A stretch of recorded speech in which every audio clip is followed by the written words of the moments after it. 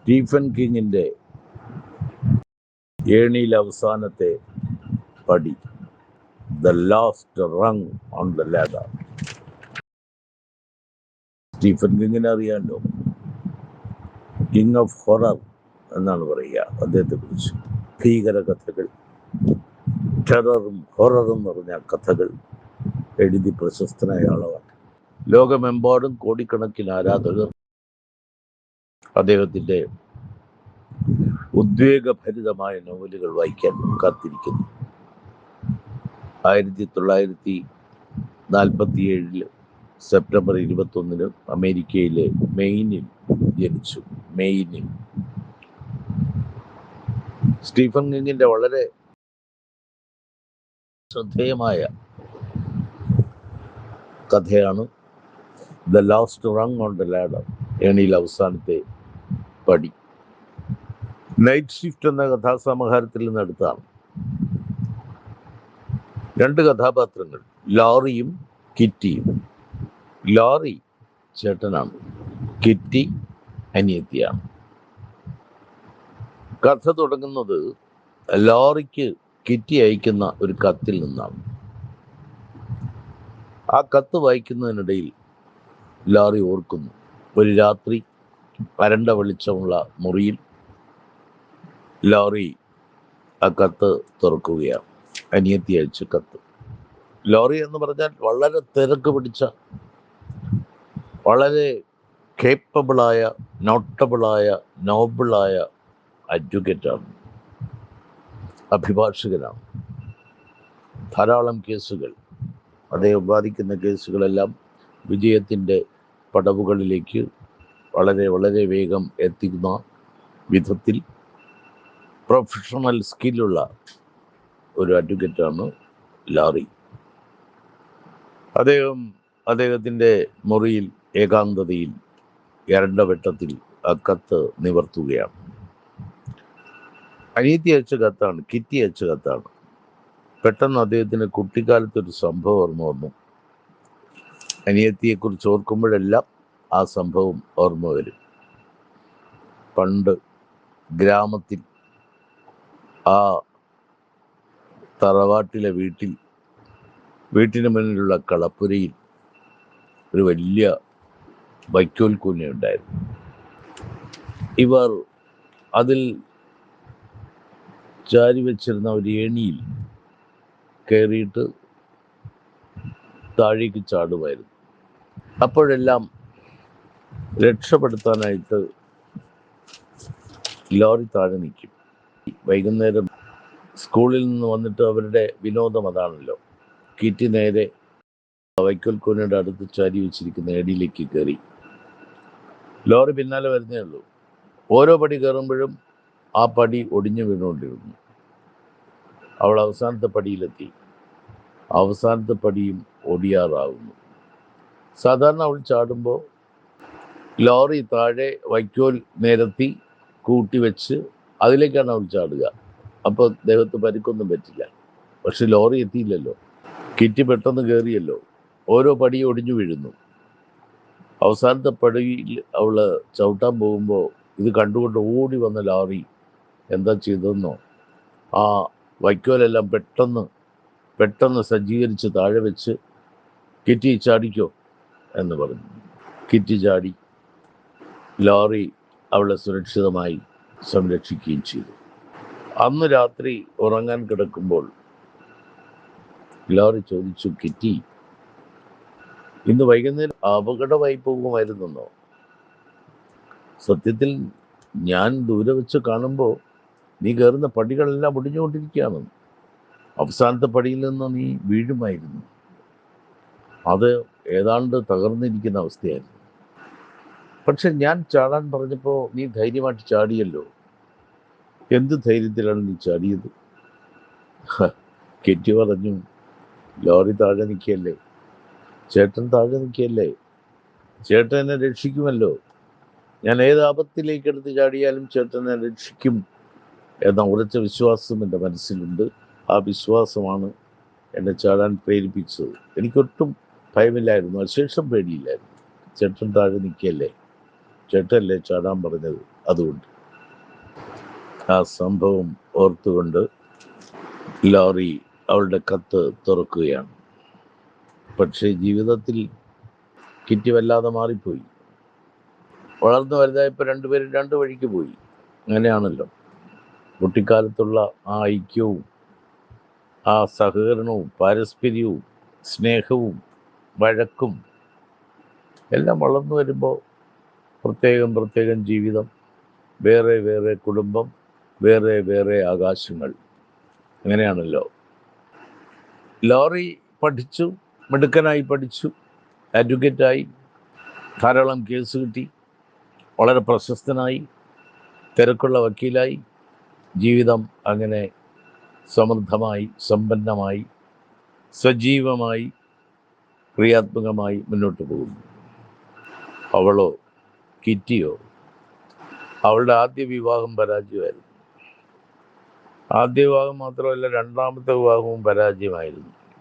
രണ്ടാമത്തെ വിവാഹവും പരാജയമാകുന്നത് നമുക്കൊരു പുത്തരിയല്ലല്ലോ. അവൾ പലതവണ വിവാഹം കഴിച്ചു, എല്ലാം പരാജയപ്പെട്ടു. അവളുടെ ജീവിതം സ്നേഹം തേടിയുള്ള യാത്രയായിരുന്നു. സുരക്ഷിതത്വവും അഭയവും തേടിയുള്ള യാത്രയായിരുന്നു. എന്ന് പറഞ്ഞാൽ നിരാശാഭരിതമായ ജീവിതം, സാമ്പത്തിക ബുദ്ധിമുട്ടുകൾ. അവൾ വല്ലാതെ തകർന്നുപോയി. ജീവിതം അവളെ കറുത്ത കരിമ്പടം കൊണ്ട് പുതയ്ക്കുകയായിരുന്നു. ഏകാന്തത, ഒറ്റപ്പെടൽ, അഭയമില്ലാത്ത അവസ്ഥ, താങ്ങായി നിൽക്കാൻ ആരുമില്ലാത്ത ഒരു സാഹചര്യം. അങ്ങനെ കിറ്റി വളരെ വിഷാദവതിയായി, നിരാശാഭരിതയായി, പ്രതീക്ഷ നഷ്ടപ്പെട്ടവളായി ജീവിതം മുന്നോട്ട് കൊണ്ടുപോകുമ്പോൾ ലോറി തിരക്കിലാണ്. കിറ്റിയെ കണ്ടിട്ട് കാലങ്ങളായി. കിറ്റി ലോറിയെ അന്വേഷിച്ച് ചെന്നതുമില്ല. അദ്ദേഹത്തെ അലോസരപ്പെടുത്തും എന്ന് വിചാരിച്ച്, ആരെയും ശല്യപ്പെടുത്തണ്ടല്ലോ എന്ന് കരുതി കിറ്റി പോയില്ല. അവസാന നാളുകളിൽ കിറ്റി തൻ്റെ പ്രിയപ്പെട്ട സഹോദരന് കത്തയച്ചു. തിരക്കേറിയ വക്കീലാണ് അദ്ദേഹം. അതിനിടയിൽ കിറ്റിയുടെ കത്തുകൾ കണ്ടില്ല, ശ്രദ്ധിച്ചില്ല. ശ്രദ്ധിച്ചതും കണ്ടതും വായിക്കാൻ പറ്റിയില്ല. വായിക്കപ്പെടാതെ പോയി കിറ്റിയുടെ കത്ത്. പക്ഷെ കിറ്റി വലിയ പ്രതീക്ഷയിലായിരുന്നു. അവസാനത്തെ ആശ്രയമായിരുന്നു. ലോറി തന്നെ രക്ഷിക്കും. തൻ്റെ ചേട്ടൻ അന്ന് കളപ്പുരയിൽ ആ വൈക്കോൽ കൂനയിൽ കയറിയപ്പോൾ, അവിടെ എല്ലാ വൈകുന്നേരങ്ങളിലും അതിൽ നിന്ന് ചാടുമ്പോൾ താഴെ വൈക്കോൽ വിരിച്ച് സുരക്ഷിതമായി തന്നെ താഴെ കാത്തുകൊണ്ടിരുന്ന, സംരക്ഷിച്ചിരുന്ന ചേട്ടൻ തന്നെ സഹായിക്കും എന്നൊരു അവസാന പ്രതീക്ഷ അവൾക്കുണ്ടായിരുന്നു. സ്ഫുടതാരകൾ കൂരിരുട്ടിലുണ്ട് എന്നാശാൻ പറഞ്ഞതുപോലെ, ഇടയ്ക്ക് ദ്വീപുകളുണ്ട് സിന്ധുവിൽ. ഏത് കടലിലും ഏത് കപ്പൽ ഛേദത്തിലും ഇവിടെങ്ങാനും ഒരു തുരുത്തുണ്ടാവില്ലേ എന്ന് അതിൽപ്പെടുന്ന നിസ്സഹായരായ ആളുകൾ ആഗ്രഹിക്കുന്നത് പോലെ, അന്വേഷിക്കുന്നത് പോലെ അവൾ വിചാരിച്ചു. എല്ലാ പ്രതീക്ഷയും അസ്തമിക്കുമ്പോൾ ലോറി വരുമായിരിക്കും, ചേട്ടൻ വരുമായിരിക്കും. പക്ഷേ ചേട്ടൻ്റെ മറുപടി വരുന്നില്ല. ചേട്ടൻ തന്നെ കൈവിട്ടിരിക്കുന്നു എന്ന് അവൾക്ക് തിരിച്ചറിഞ്ഞു.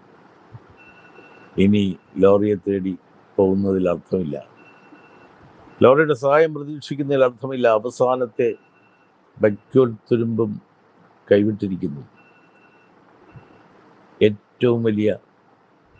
അവളുടെ ജീവിതത്തിലെ ഏറ്റവും വലിയ വൈകാരിക ദുരന്തത്തിന് ഇരയാവുകയാണ് കിറ്റി. അവസാനം അവൾ എന്താ ചെയ്തതെന്നോ, അവളൊരു കെട്ടിടത്തിൻ്റെ മുകളിൽ നിന്ന് ചാടി ആത്മഹത്യ ചെയ്യുകയാണ്.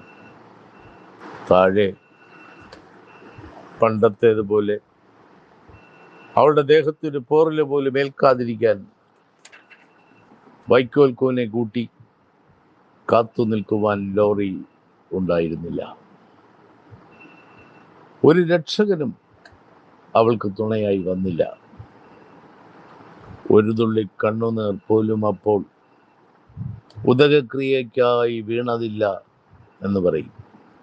ഒരു ദീനരോദനം പോലും അപ്പോൾ അവൻ അന്ത്യയാത്ര പറഞ്ഞതില്ല. അവിടെയാണ് ആങ്ങളയുടെ പ്രസക്തി.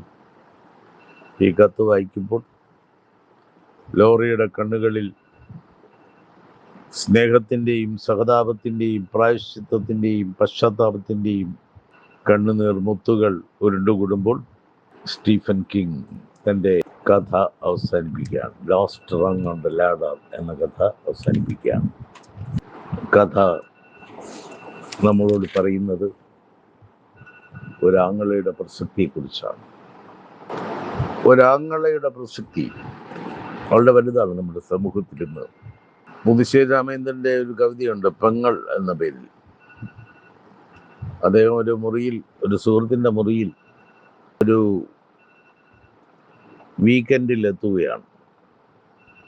സുഹൃത്ത് നാട്ടിൽ പോയിരിക്കുന്നു.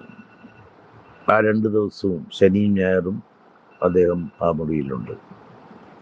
അപ്പോഴുണ്ട് ഒരു പെൺകുട്ടി അവിടെ വരുന്നു. നാട്ടിൽ പോയ സുഹൃത്തിനെ തേടിയാണ്, അല്ലെങ്കിൽ സുഹൃത്ത് വരാൻ പറഞ്ഞിട്ടാണ്. കഴിഞ്ഞ ആഴ്ചയാണ് വരാൻ പറഞ്ഞത്, പക്ഷേ അടുത്ത ആഴ്ചയിലാണ് എത്തുന്നത്. അദ്ദേഹം വളരെ വാത്സല്യപൂർവ്വം അവളെ മടക്കി അയക്കുന്നു. സ്നേഹം വഴിയുന്ന മൊഴികളോടെ അവളെ മടക്കി അയക്കുന്നു. അതാണ് കവിത. അതിലേറ്റവും പ്രസക്തമായ എൻ്റെ മനസ്സിൽ ഇങ്ങനെ ചേർന്ന് നിൽക്കുന്ന വരികളുണ്ട്. അവളോട് കവി പറയുകയാണ്, തെരുവിലെ കൊച്ചു പെങ്ങളെ എന്നെ കരുതിടായു നിൻ ചേട്ടനായി തന്നെ. ഞാൻ നിന്റെ ചേട്ടനാണ്, നീ എൻ്റെ തെരുവിലെ പെങ്ങളാണ്. തെരുവിലെ കൊച്ചു പെങ്ങളെ എന്നെ കരുതിടായു നിൻ ചേട്ടനായി തന്നെ. ഒരു കാര്യം ഓർക്കണം, കരുണ കാണിച്ച് 4 തന്ന് ആ കവിളിൽ 1000 ഉമ്മ വയ്ക്കുന്നോർ അവരിലെങ്ങാനും എൻ മെഴിനീരിൽ തിരയടിക്കും ഈ അത്ഭുതം കണ്ടുപോകും. നിന്നോട് വാത്സല്യം കാണിച്ച് നാണയത്തൊട്ടുകൾ തന്ന് നിന്റെ കവിളിൽ 1000 ഉമ്മ വയ്ക്കുന്ന ആളുകൾ ഉണ്ടാവും. പക്ഷേ എൻ്റെ കണ്ണിൽ തിളങ്ങി നിൽക്കുന്ന അവരിലെങ്ങാനും എൻ മെഴിനീരിൽ തിരയടിക്കും ഈ അത്ഭുതം കണ്ടുപോകും. ആ അത്ഭുതം പരിശുദ്ധമായ സ്നേഹത്തിൻ്റെ അത്ഭുതമാണ്. ആ അത്ഭുതം കാരുണ്യത്തിൻ്റെ അത്ഭുതമാണ്. ആ അത്ഭുതം വാത്സല്യത്തിൻ്റെ അതിരുകളില്ലാത്ത അത്ഭുതമാണ്. ആ അത്ഭുതമാണ് ഇന്നത്തെ തലമുറയിൽ, ഇന്നത്തെ കാലഘട്ടത്തിൽ നമുക്ക് നഷ്ടപ്പെട്ടിരിക്കുന്നത്. അതുകൊണ്ടാണ് ദിവസവും അത്തരം വാർത്തകൾ വരുന്നത്. ഇവിടെ സ്റ്റീഫൻ കിങ്ങിൻ്റെ ഈ കഥയിലെ സഹോദരിയുടെ ദൈന്യവും ദുഃഖവും. സ്നേഹം ഏറ്റവും നിർമ്മലമായ വികാരമാണ്. അത് സഹോദരങ്ങളോടും അച്ഛനമ്മമാരോടും എല്ലാം നമുക്കുണ്ടാകും. നമ്മൾ നമ്മുടെ ഉത്തരവാദിത്വങ്ങൾ ചെയ്യുക. നമുക്ക് നമ്മുടെ കുടുംബാംഗങ്ങളോടൊരു ഉത്തരവാദിത്വമുണ്ട്, നമ്മുടെ സഹോദരങ്ങളോടുണ്ട്, നമ്മുടെ സൃഷ്ടികളോട് ഉണ്ട്, ഈ സമൂഹത്തോടുണ്ട്. അത്തരം ഉത്തരവാദിത്വങ്ങളെ പുലർത്തിക്കൊണ്ട് മുന്നോട്ട് പോകുമ്പോൾ ജീവിതം അർത്ഥപൂർണമാകും. വാർദ്ധക്യം എന്ന് പറയുന്നത് നിഷ്ക്രിയ മനസ്സിൻ്റെ നിസ്സഹായ അവസ്ഥയാണ്. നിഷ്ക്രിയമായ മനസ്സ് 16കാരനിലുണ്ടെങ്കിലും അവന് വാർദ്ധക്യമാണ്. സമയത്തെക്കുറിച്ച് പറയും, യൗവനത്തിൽ സമയം സ്വർണ്ണമാണ്, മധ്യാഹ്നത്തിൽ സമയം വെള്ളിയാണ്, വാർദ്ധക്യത്തിൽ സമയം ചെമ്പാണ്. പക്ഷേ ആലോചിച്ച് നോക്കുക, വാർദ്ധക്യത്തിൽ ചെമ്പാണോ? നമ്മുടെ മനസ്സ് ക്രിയാത്മകമാണെങ്കിൽ, നമ്മളുടെ ചേതന സർഗസുന്ദരമാണെങ്കിൽ, നമ്മളുടെ ആശയങ്ങളും ചിന്തയും പ്രവൃത്തിയും സജീവവും സൃഷ്ടിപരവും ആണെങ്കിൽ യൗവനം അതിൻ്റെ 1000 മയിൽപ്പീലികൾ വിടർത്തി നൃത്തം ചെയ്യുന്നത് കാണാനാകും. ഏത് വാർദ്ധക്യത്തിലും യൗവനത്തിൻ്റെ കാളിമയിലാട്ടം കാണാൻ കഴിയും.